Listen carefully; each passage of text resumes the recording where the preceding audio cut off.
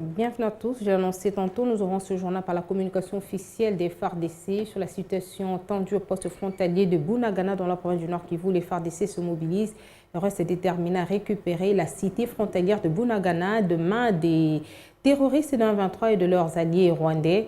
Une communication a été faite ce lundi par le porte-parole du gouverneur militaire du Nord Kivu. Les forces armées de la République démocratique du Congo félicitent la population du Nord Kivu pour son courage, sa bravoure et son patriotisme sans égal, et aussi sa détermination à barrer la route aux terroristes et à leur soutien.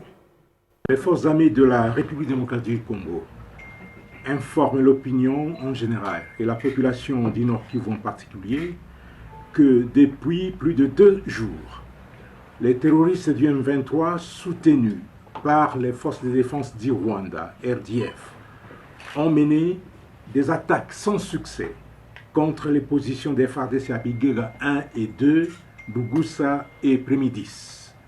Déterminés à défendre l'intégrité du pays, les forces loyalistes ont mis en déroute ces criminels tout en leur infligeant des pertes énormes.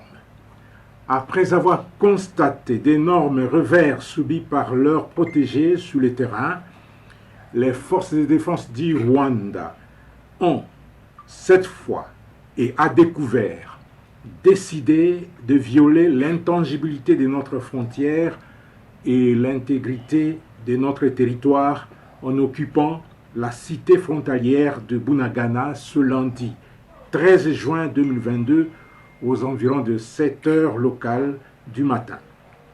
Ce qui constitue ni plus ni moins une invasion de la RDC, et les forces armées de la République démocratique du Congo tireront toutes les conséquences qui s'imposent et défendront la patrie.